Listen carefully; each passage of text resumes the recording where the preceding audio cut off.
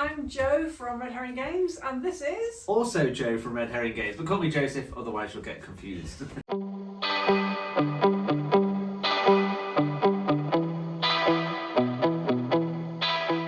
So we thought we would hop on quickly today to say massive thank you to everybody who's backing so far for Dream Thief. I know it seems like a massive ask, but we are still on the way there, and we have the UK Games Expo coming up. But we did think we would come on, and everyone's always wanting us to talk through what Dream Thief's about, what's in the box, all that kind of stuff. And as I keep explaining to people, the box isn't quite there yet, but what we have brought on to the call is just the event box that we did. So we did the event for Dream Thief 2022.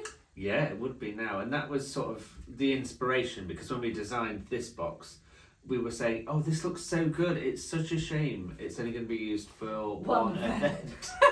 As always. So Dream Thief originally was produced on the back of a things that must not be named thing. Because I was just getting ready to go, no, don't say the company. Don't say it. Yeah. We're not allowed to say, we're under an NDA for that. But actually, originally, the whole Dream Thief concept came about as a result of being asked to write something for CrimeCon International, which was in Indianapolis the year that Dream Thief came out.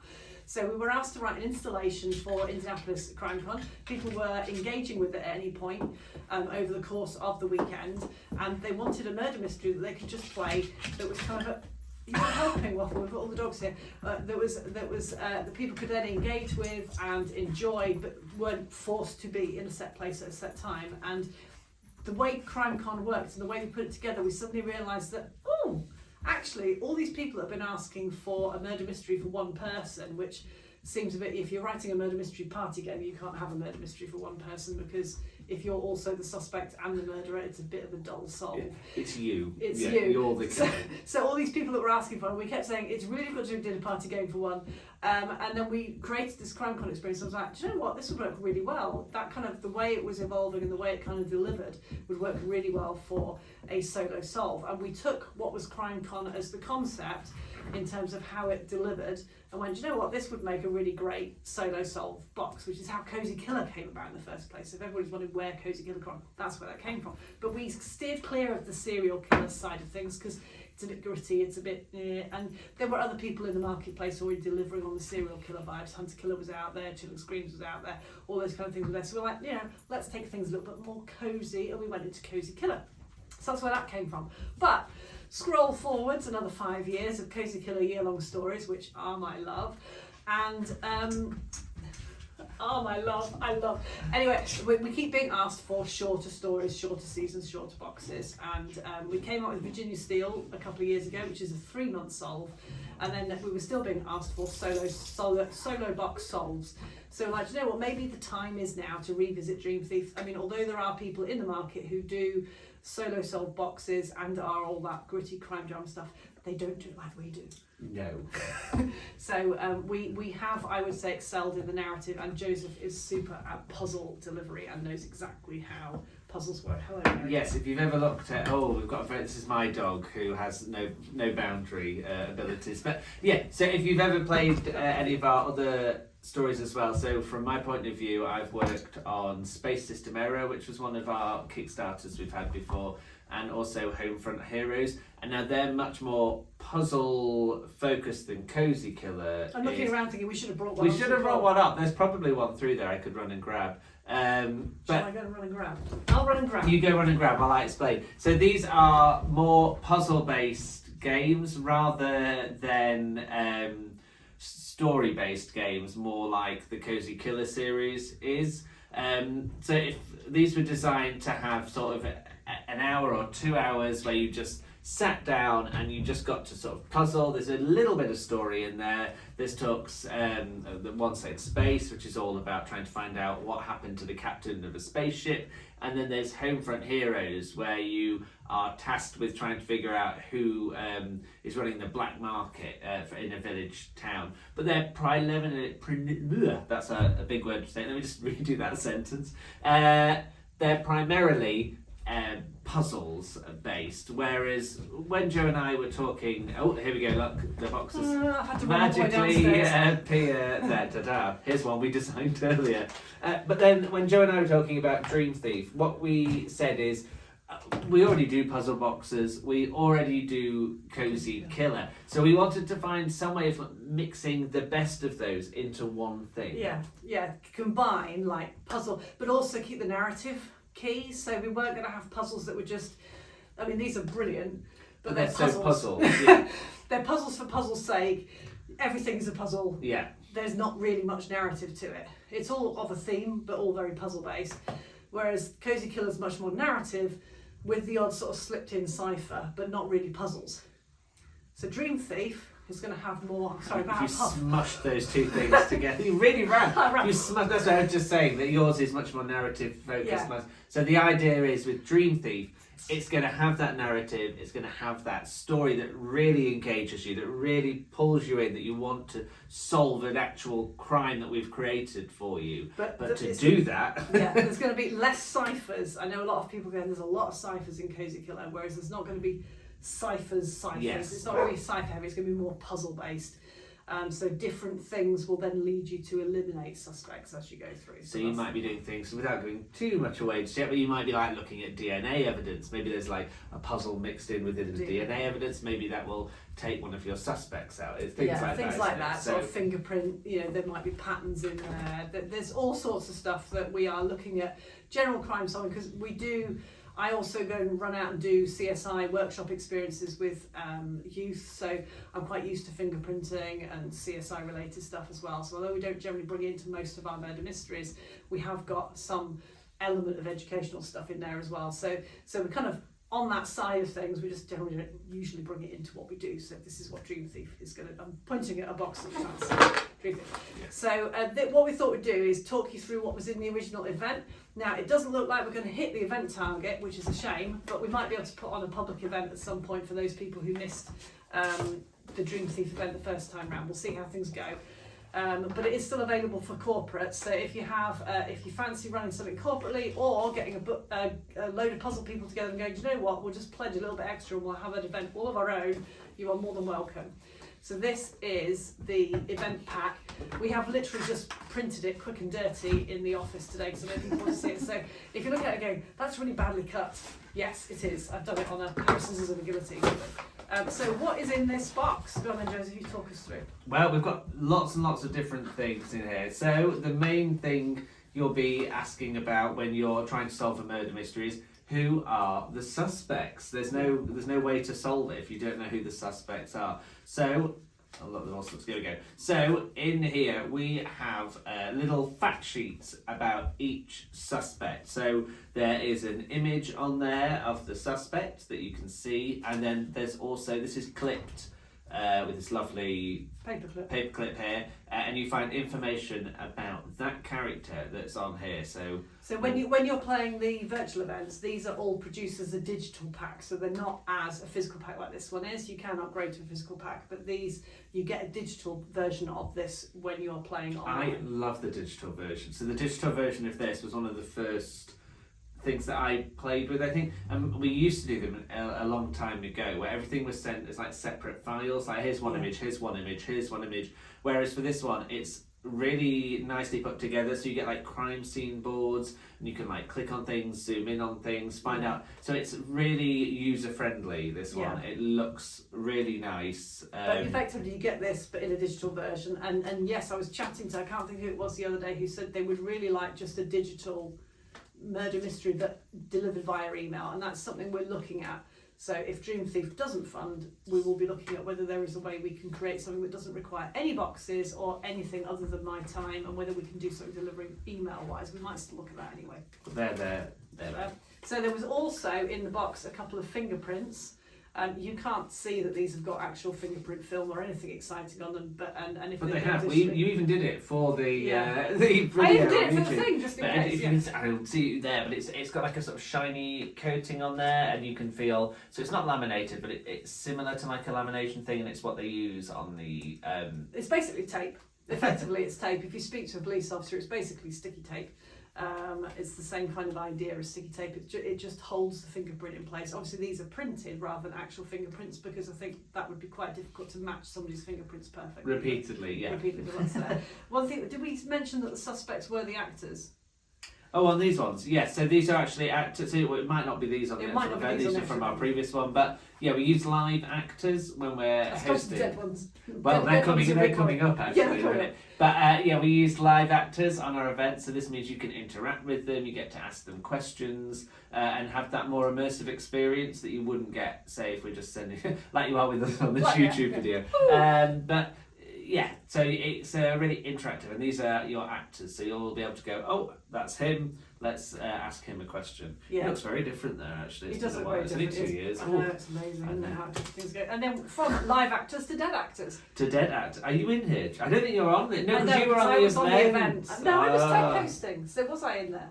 No, you're not. I'm No, not because in we there, just no. looked at them a moment ago. It's Tina, look. Tina's So anyone, if you've ever run the office, there's Tina in there. So these are pictures of the victims from the case. this one. You haven't actually said what the story is, Joe. No, so this one, and this is where there's been some muddle and confusion on Dream Thief, because there's two cases. One's the I-90 case and one's the I-87 case. So the I-87 is the sequel.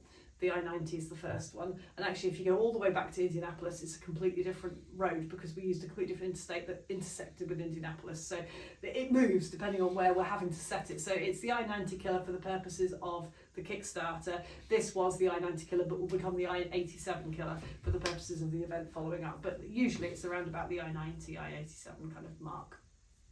But yeah, so that doesn't help explain anything about and that's information about roads for you. Right, information on roads, just what you wanted to know. So the whole idea behind Dream Thief and the sequel is that in Dream Thief there is a serial killer who is abducting people from places and places you stay in, hotels. That's what I'm looking for. Hotels and motels along the interstate. So nobody knows who's doing it. They're being abducted. There's only one piece of evidence that's ever left with the body, which is a feather. And the bodies they've got evidence of drugging, and they are shot. So they're kidnapped a couple of days ahead of when they're actually killed, and then they're shot and they're left somewhere along the interstate, which is why they know it's an interstate killer. And so they're looking for somebody who is travelling regularly on the interstate, which is how they get the suspects. Now, obviously the first box, in theory, is solved by the time you get to the event. So for those people who've been on our live event before, you'll know that the first killer was Harold Melvern in the original series.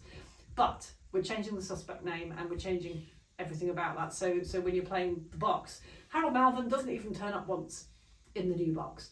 But that one sort of put to bed. He's been arrested and caught and everything else and put in prison. And the FBI officer who was originally involved in that case is kidnapped as part of the next series. So the next series along, I've got a picture of our kidnapped victim. Da, da, da, da, da. There we go. So he is kidnapped as part of this follow-on case, and what's happening is somebody is copycatting the original interstate killer and is copycatting them and is doing the same thing again, but they do actually abduct the FBI agent who was originally involved in the original case, and that is where we come in. So this is actually a kidnapping rather than a murder, the event. We were asked to do something a little bit different event-wise for this non-disclosure thing, and so we did a kidnapping, which we thought was more fun, mainly because they wanted to involve the person who was involved in the thing that we can't talk about as a big reveal at the end, and he was going to come live on camera and talk to the people who were at the event. So it's a kidnapping. We have run it since, haven't we, for another group? Yes. And we got a Ghostbuster. We did get a Ghostbuster. We can talk about the Ghostbuster. Talk about the Ghostbuster. So we got Yes. a Ghostbuster. So we can, if you're a corporate person watching and you're like, oh, it'd be really fun to do something like this, we'd like to kidnap the CEO, you can, because we can adjust the game and implicate somebody else. We actually now as well kidnapped. work with, we have a Ghostbuster. celebrity booker. No, we have a celebrity booker now. We have a celebrity booker. We've just started working with them, so Ooh. they can find us. So rather than like we've done before going through Cameo. I can say Cameo, okay? Yeah. Somebody scared to say words. Things like that as well. But we actually have one that can go direct now, so it works out well. So we can sometimes get better deals. Interesting people, yeah. So that would be fun. So so we can kidnap whoever you like, and obviously if this event runs, and I don't know whether the puzzle people fancy just pledging and getting an event between them, we could kidnap somebody in the puzzle people. That would be funny. Angela. Let's kidnap Angela. Let's kidnap Angela. Everybody would love that. As I was saying, here we go then. Here is some previous victims. So we're not just being gruesome for gruesome's sake. There are some dead bodies. You can probably, if you're a big Red Herring or Coast Killer fan, you might recognise some of the bodies, here. But there's also information as well about each character in there. So if you need to find out a little bit about someone, you might be able to link it with other things that are in here as well. Yeah. And then we have a newspaper article which explains the previous kidnappings and abductions and subsequent murders. So that explains all of that. And in with that, which we did for the event, and for some reason Bob, that's our printer by the way, has printed everything pink, so it looks like everyone's got a lovely sunset at the top. I need to go and speak to the printer engineers as well. This is why we try and outsource some of the stuff, because every now and again our printers do things. And when we do when we actually get the Dream Thief printed, one of the reasons we've got such a high target is because we want to get everything printed externally, including a custom-made box and other items that I can't say what they are yet, but there are some items that you will be able to put through a printer anyway. But these items will all be custom created for the box, which is why we're trying to create so many. Otherwise, as you can imagine, getting one item made for one thing is very expensive, whereas getting 100 is a lot less. I know there's like a tip point at like between 500 and 1,000 that the price almost halves. It's like crazy. Well, we've been looking even for space these so to talk about things, but to get 250 of these made or to get 500 made, it's barely any difference in price. There is, and if we got to 1,000, we would outsource to China and it was half price again. So there is like a huge difference in price. And that means that we can then create these at a sensible price for everybody else. Which is what everyone wants. So anyway, so in the original box you would have got these things. Now one of the things we're looking at in the box, I can't give it away too much, but yeah, puzzles related to things like this. You may have seen them on our escape games, but that would certainly be one area of getting a puzzle in. What, so the maps? The maps. Definitely, there's all. And then finally, there you go. So finally, here we have, like all good crime scenes, somebody's been around with a camera and taken lots of photographs. So, as you can see, there are lots and lots of images here of the motel. I remember taking these pictures and I got to go into a hotel. You actually got into the hotel. I got into a local hotel. So these are all, they're not like AI generated, these are all genuine images that we've created. This was we actually, it's so funny, I got into no, we didn't get into trouble. Right. We went into, you always expect them. No, for once I didn't. So we went into the hotel and I went in and I said, I'm from Red Herring Games, we've got a murder mystery coming up. Is there any chance I could get some pictures of a room? So they took me to the nicest room, this hotel, lovely, laundered sheets, clean, and I was like, oh no, it needs to be a used room. Have you got any that you've not turned over yet? And they're like, oh, we can't put you. But I managed to get into a room. So this is a genuinely slept in bed. Yeah. But there's all sorts of images in here. So again, more information about them on the back. So it will be, this is obviously an event box. They're very different to a puzzle box. The evidence will be totally different evidence. There'll be different information with it. There'll be more puzzles related to everything. And in this box as well, we have QR codes linking to things online, which we won't have. I know a lot of the big asks is to have a fully offline murder mystery solving box. So we won't have that kind of element in this box. So yeah. Perfect. So that is kind of Dream Thief. We just thought we'd hop on, say hello, because I know everybody is backing away and really supportive, and we're just massive thank you for everybody who's sharing and commenting and all the rest of the stuff that you do, which is brilliant. So thank you very much for that. And we just want to introduce ourselves to say hello. It's us. So I will be at UK Games Expo. Selling anything I can sell while I'm there. I've got no idea what it's like. I've been as a visitor, I've never been as a seller. So we will be there with the QR codes for backing Dream Thief. So if you happen to be there and you don't know what is going on, we will have some QR codes. You can just click on that and then back the project. For those of you who are looking on YouTube, we'll put a link underneath to the project as well. So there'll be a link on YouTube. You can find us over on Kickstarter. Just look up Dream Thief and we're on there. And while Joe's away at the expo, I'll be here in the office. So if you've got any questions or anything that you want to know, do leave us a comment either here on YouTube or over on our Kickstarter, and I will happily answer any of those. Okay, bye. Right, thank you.